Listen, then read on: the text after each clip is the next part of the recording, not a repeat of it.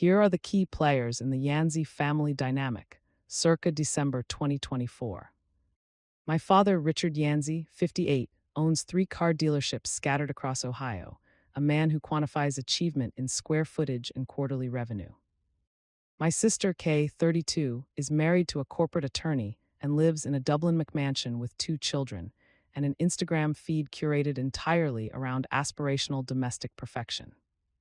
My brother Preston, 35, works in commercial real estate development, drives a Porsche Cayenne, and rotates through watches that cost more than most people's yearly rent. And then there's me. Bria Yanzi, 41, oldest child, enduring disappointment. At least that's how they see it. Over the last 19 years, my family has collectively authored an elaborate myth about my life, one I've never bothered to revise. In their version, I work for the government in some indistinct clerical role. I live simply because my pay is modest. I'm always traveling because I ferry documents from one office to another like a glorified messenger. My lack of a spouse, a mortgage, or visible wealth is proof of bad decisions and an inherent absence of drive.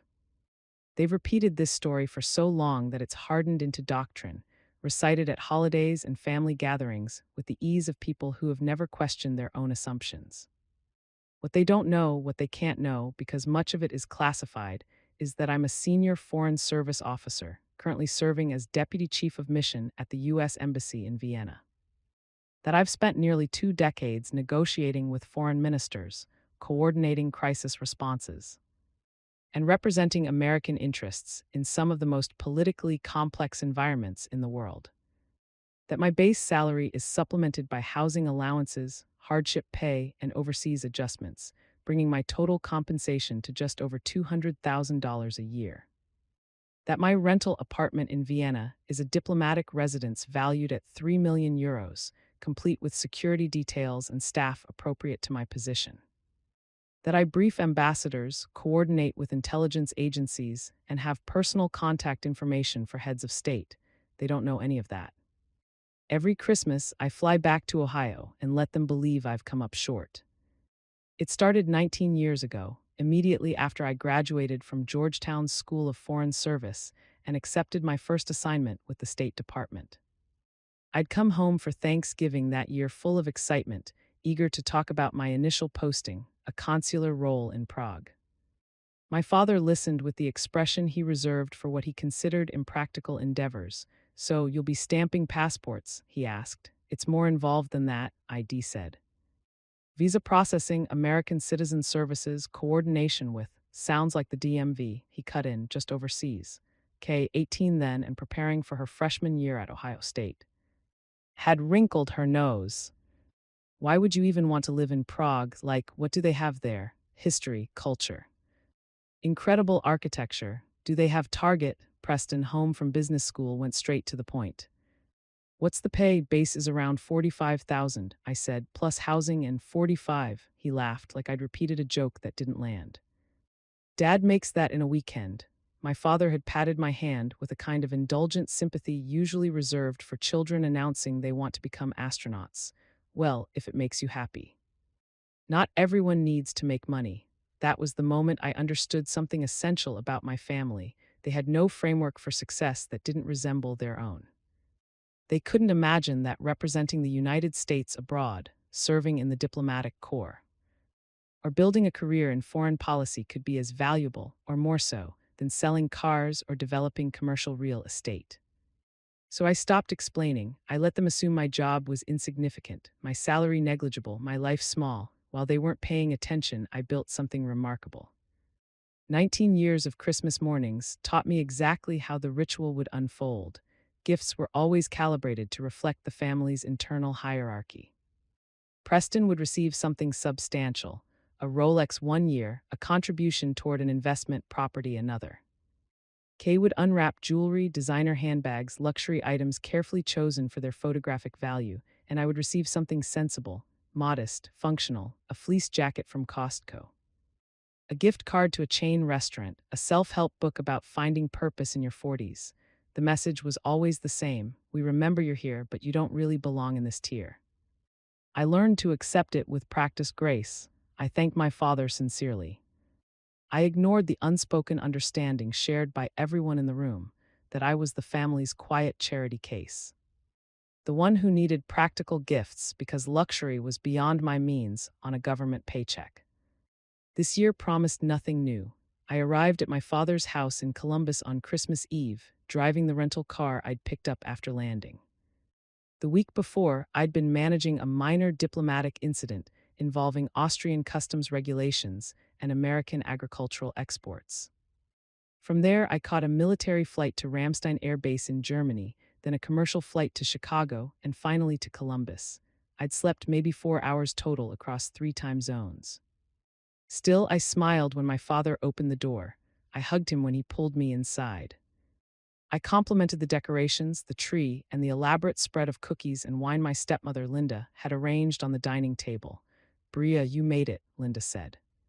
She'd always been kind in the careful way people are kind to relatives they see as less fortunate. "How was your flight? Long but smooth. Flying commercial must be exhausting," she said. All those connections, I didn't correct her.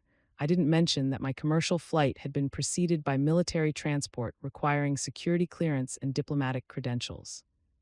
"It's manageable," I said. Preston arrived shortly after with his girlfriend Shayna, a woman whose personality seemed to consist entirely of Pilates and home staging. Kay and her husband Todd showed up around 7, driving in from their suburb in a brand new Mercedes SUV with the kids in tow. The night unfolded exactly as expected. Dinner was prime rib, accompanied by endless discussion of property values, investment strategies, and private school rankings. Preston held forth about a mixed-use development he was spearheading that would completely transform a neighborhood. Kay passed her phone around, displaying photos of her latest renovation: marble countertops, custom closets, perfectly lit vignettes. My father presided from the head of the table, surveying his successful children with open satisfaction. I fielded the polite, obligatory questions. "Still in Vienna?" "Yes." "Still with the State Department?" "Yes, that must be nice." "All that travel, it has its moments. Do you get vacation time at least?" Then the conversation would flow past me, back to subjects that mattered: money, status, tangible success. I didn't take it personally. They weren't cruel. They simply couldn't imagine that anything in my life might rival the importance of theirs. After dinner, Preston cornered me in the kitchen while I refilled my wine. "Real talk," he said quietly. "Are you okay financially? If you need help, I mean, we're family. I could probably find you something. Admin work at one of my properties, better pay than government work. I'm fine. It's just," he hesitated, "you're not getting any younger. Living abroad sounds glamorous, but long-term, you need to think about retirement, owning property, building real wealth. I appreciate the concern. I'm serious, Bria. Dad won't say it, but we're worried. You're 41, you should have a house by now, some kind of nest egg. Instead, you're still renting, still working for peanuts." I kept my voice calm. "Preston, I promise you I'm fine." He looked at me with something close to pity, nodded, and went back to the living room, clearly satisfied he'd fulfilled his familial obligation by offering to save me. I stayed in the kitchen for a moment, wine glass in hand, feeling the familiar sensation of occupying 2 realities at once. In one, I was Bria Yancey, the disappointing daughter who'd chosen poorly and was living a constrained, unremarkable life. In the other, I was Bria Yancey, Deputy Chief of Mission, a woman who dined with chancellors and foreign ministers, negotiated bilateral agreements, and managed crises that never made headlines precisely because they'd been handled well. The contradiction should have unsettled me more than it did, but I'd accepted it years ago. My family's misunderstanding wasn't mine to correct. My career was never about their approval. It was about the work itself, the precise, invisible labor of diplomacy that keeps international relationships from unraveling. If they wanted to believe I'd failed, that was their choice. I had chosen service. Christmas morning began at 7:30 a.m. with the sound of Cale's children thundering down the stairs to see what Santa had brought. I emerged from the guest room, the smallest bedroom in the house, relegated to me because everyone understood I was the least important guest, to find the living room already transformed into a chaos of wrapping paper and ribbons. My father sat in his usual chair, coffee in hand, watching his grandchildren tear through presents with the satisfaction of a man who'd provided well for his family. Linda was taking photos. Preston and Shayna were on the couch drinking mimosas and looking amused. Kay was orchestrating the unwrapping, making sure each child thanked Grandpa appropriately before moving to the next gift. Aunt Bria, one of the children, I could never remember if it was Mason or Madison, ran over to show me a new tablet. "Look what I got. Very cool," I said, examining it appropriately. "Do you have a tablet?" "I do." "What kind?" "iPad." "Is it new?" "New enough." The child lost interest and returned to the pile of presents. I took a seat in the chair by the window and accepted the coffee Linda brought me. The morning proceeded through its familiar rhythm. Children's gifts first, then the adults.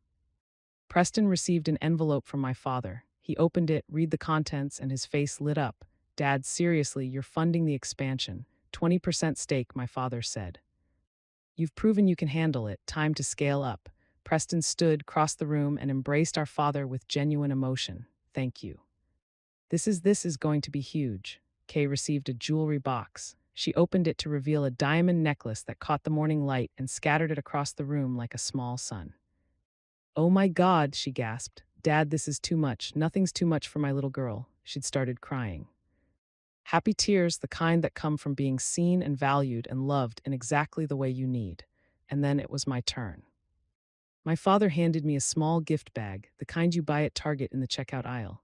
No bow, no elaborate wrapping, just a bag with some tissue paper stuffed in the top. I reached in and pulled out a gift card to Marshall's. I looked at the amount printed on the plastic, $25. The room had gone quiet in that particular way that happens when something awkward occurs, and everyone is pretending not to notice. Kay, still holding her diamond necklace, leaned forward to see what I'd received. Her eyes widened slightly when she saw the gift card. Then she caught herself and arranged her face into an expression of forced cheerfulness. "A gift card," she said brightly.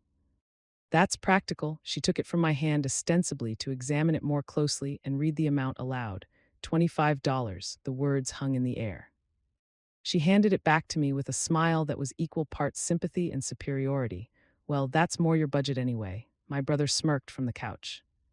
I felt the familiar weight of the moment, the casual cruelty, the thoughtless dismissal, the comfortable assumption that I was too unsuccessful to warrant anything better.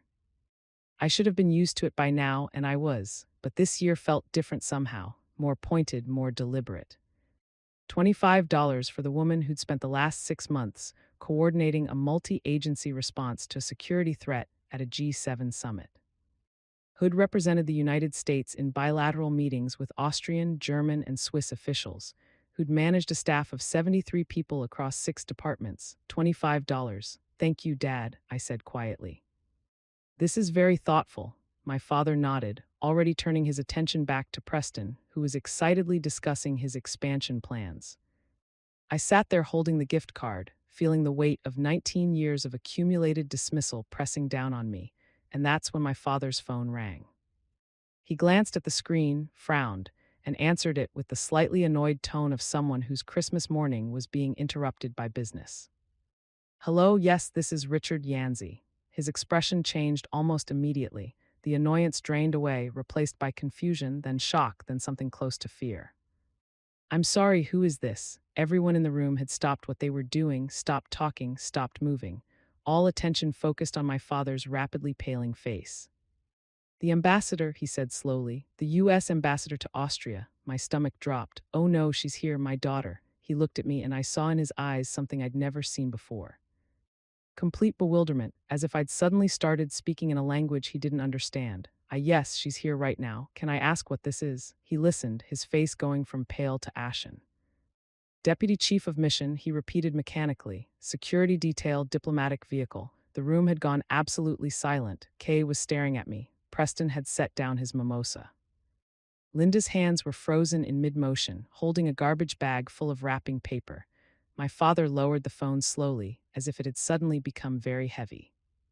"There's a car outside," he said, his voice strange. "An embassy car. The ambassador's security detail is asking permission to bring Christmas greetings to you from the ambassador." Every eye in the room turned to me. I closed my eyes briefly, feeling the inevitable weight of exposure. This wasn't supposed to happen. I'd been careful, so careful. For 19 years, I'd maintained operational security, had kept my professional life completely separate from my personal life. But Ambassador Morrison was new, appointed just 3 months ago. She was the daughter of a career diplomat herself, and she had strong feelings about foreign service families understanding the work their relatives did. She'd mentioned wanting to reach out during the holidays. I deflected politely, professionally, apparently not clearly enough. Bria, my father's voice was hoarse. What is he talking about? I opened my eyes, met his gaze across the room. You should probably let them in, I said quietly. My father walked to the door like a man in a dream. Through the window, I could see the vehicle parked at the curb, a black SUV with diplomatic plates and the subtle markings that identified it as part of an embassy motor pool. Two security officers stood on the sidewalk wearing the discreet earpieces and professional demeanor of diplomatic security service agents. One of them was holding a gift bag and what looked like a letter in a cream-colored envelope with an official seal. My father opened the door. Mr. Yancey, the senior agent. I recognized him as Davidson from my detail in Vienna, spoke with crisp formality. I apologized for the intrusion on Christmas morning. Ambassador Morrison asked us to deliver her personal regards to Deputy Chief of Mission Yancey and to ensure she received these items. He held out the letter and the gift bag. My father took them mechanically, staring at the State Department seal on the envelope. Deputy Chief of Mission, he repeated again, as if testing the words to see if they were real. Yes, sir, Ms. Yancey serves as the ambassador's second-in-command at Embassy Vienna. The ambassador wanted to express her appreciation for the DCM's work during the recent security operation and to extend holiday greetings from the entire country team. Davidson's eyes found mine over my father's shoulder. He gave me the smallest nod, an acknowledgement between colleagues. Will there be anything else, sir? Davidson asked. My father shook his head mutely. Then we'll leave you to your family celebration.